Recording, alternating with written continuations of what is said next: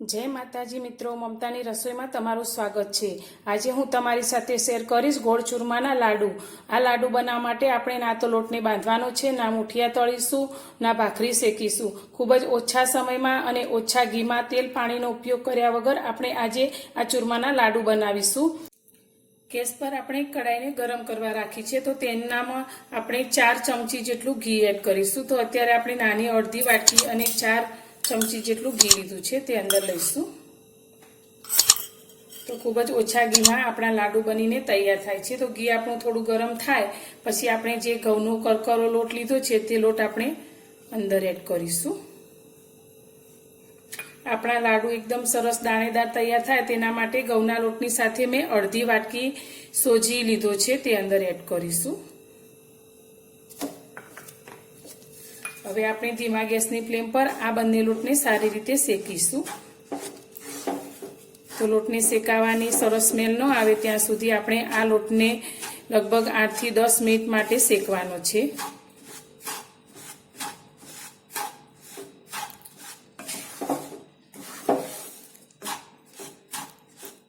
तो आ रीते आपणे घीमा लोटने सारी रीते मिक्स करी लीधो छे। तो हवे आपणे तेने शेकीशुं। तो मित्रों, तमने मारी आ रेसिपी पसंद आवे तो विडियोने लाइक जरूरथी करजो અને ચેનલ પર નવા છો તો ચેનલને સબસ્ક્રાઇબ કરવાનું તો બિલકુલ ભૂલતા નહીં। તો ખૂબ જ ઓછી મહેનતે અને ઝડપથી આપણા આ લાડુ બનીને તૈયાર થાય છે। ના તો આપણે મુઠિયા તળવાના કે તેને ક્રશ કરવાની કોઈ પણ ઝંઝટ આ લાડુમાં રહેતી નથી અને ઝડપથી આપણા આ લાડુ તૈયાર થાય છે। લોટને શેકાતા લગભગ 8 મિનિટ જેટલો સમય થયો છે ને આપણો લોટ એકદમ સરસ રીતે શેકાઈ ગયો છે અને તેમાંથી શેકાવાની સ્મેલ પણ ખૂબ જ સરસ આવવા લાગી છે।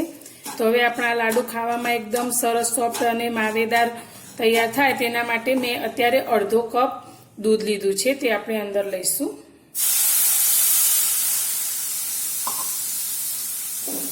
દૂધ આપણું બધું જ લોટ સાથે મિક્સ થઈ અને લોટ ફરી આપણો કોરો ન થઈ જાય ત્યાં સુધી આપણે તેને આ રીતે શેકીશું।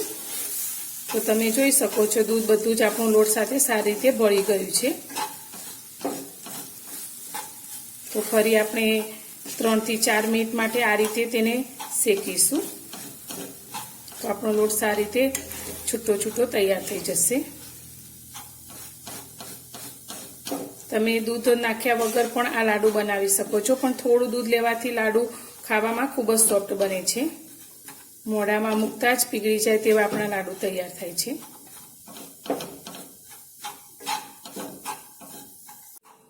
તો આપણે જે દૂધ લીધું હતું તે સારી રીતે લોટ સાથે ભળી અને આપણો લોટ આ રીતે એકદમ છૂટો છૂટો અને ફૂલેલો તૈયાર થયો છે। તમે જોઈ શકો છો દાણો દાણો એકદમ સરસ રીતે ફૂલીને તૈયાર થયો છે।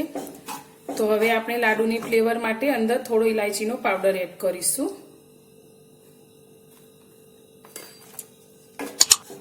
અને સાથે આપણે થોડાક કાજુના ટુકડા અને સૂકી દ્રાક્ષ લીધી છે તે અંદર એડ કરીશું અને સારી રીતે મિક્સ કરી હવે અત્યારે આપણે ગેસની ફ્લેમને બંધ કરીશું અને આ લોટને આપણે બીજા વાસણની અંદર લઈ લઈશું।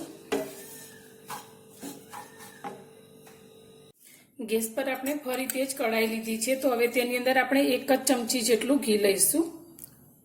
તો આપણે ખૂબ જ ઓછા ઘીમાં આ લાડુ બનાવીએ છીએ। તો અત્યારે આપણે 1 જ ચમચી જેટલું ઘી ગરમ કર્યું છે તેની અંદર મેં 1 વાટકી ઝીણો કરેલો ગોળ લીધો છે તે લઈ લઈશું।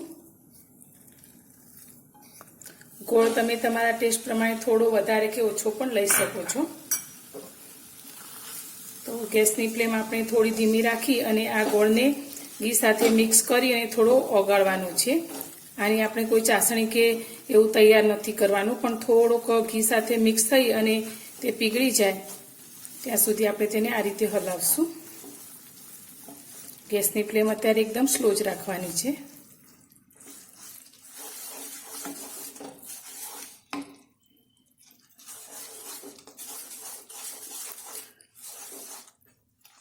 તો ઘી સાથે આપણો ગોળ સારી રીતે ઓગળી ગયો છે।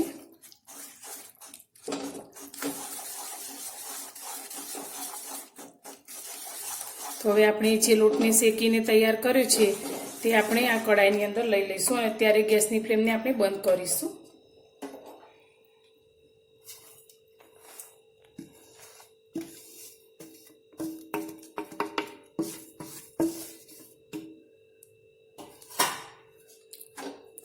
ગોળ અને લોટને આપણે સારી રીતે મિક્સ કરી લઈશું.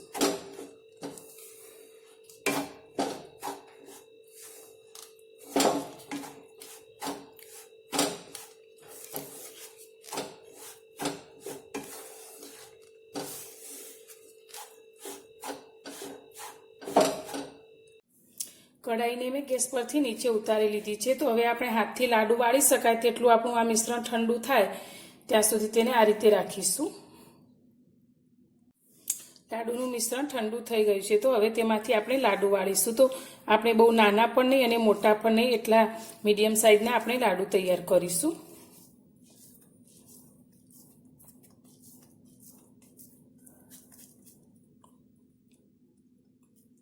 તો એકદમ સરસ ગોળ શેપમાં આપણે આ રીતે લાડુને તૈયાર કરીશું. તો અત્યારે મેં થોડીક પ્લેટમાં ખસખસ લીધી છે. તો આ ખસખસની અંદર આપણે આ લાડુને આ રીતે ફેરવી લઈશું અને આ રીતે બધા જ લાડુને બનાવીને પ્લેટમાં મૂકતા જઈશું.